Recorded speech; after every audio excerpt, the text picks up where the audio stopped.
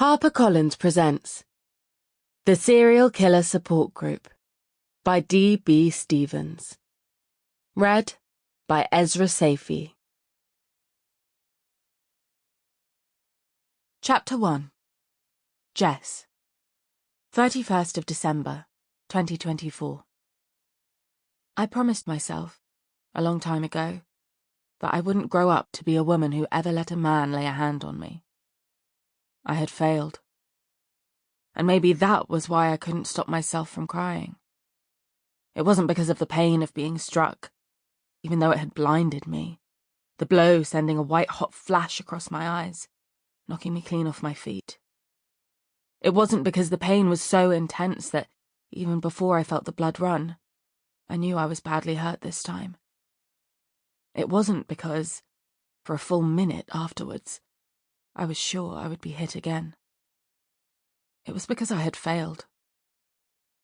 I didn't cry when he hit me. Not anymore. I knew it wasn't worth it.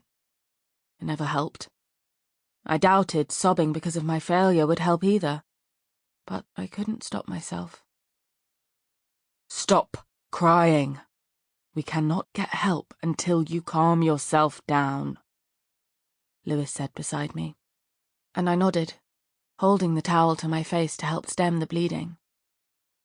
My father said the same thing to my mum a long time ago, word for word, as we sat in exactly the same place as I was in now, outside A&E, and as with my mother, I wasn't allowed to get the help I needed until I had the story straight.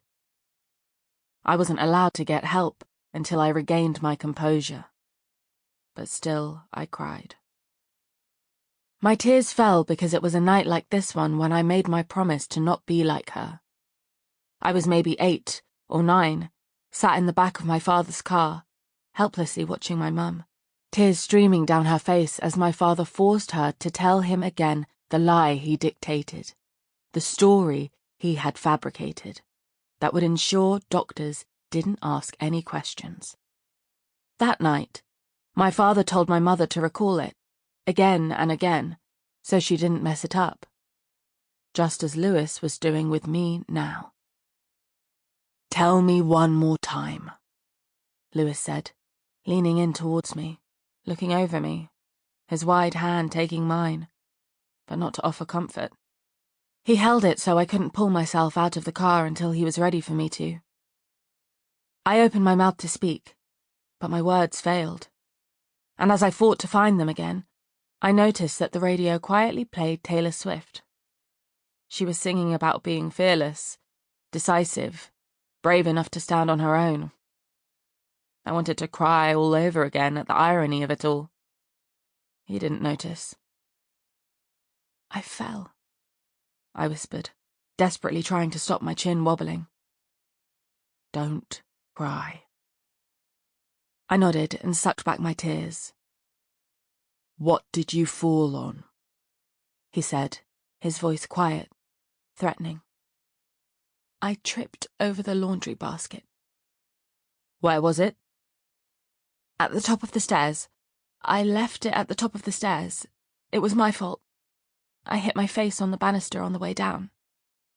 Did you? He asked, and I was confused as to what to say. It was he who told me I had fallen over the laundry basket, an added insult to his story. The truth was, it did involve laundry, and he wanted me to be reminded of the fact that it was my fault. We were here, on New Year's Eve, because of my mistake. After he hit me, he realized the damage he had caused. That was what he said. It was my fault. It was my doing. I shouldn't have been so stupid. And he wasn't wrong. I'd washed his favourite jumper, the one he wanted to wear to the pub, on a setting too high and shrunk it. I had done it. I had wronged him. Did you? He said again, and I doubted myself. Jess, I swear to God, if you hesitate like that, he said, raising his voice and making me flinch. I hated that he made me flinch. It's New Year's in a few hours. I don't want to be stuck here seeing it in. Sample complete. Ready to continue?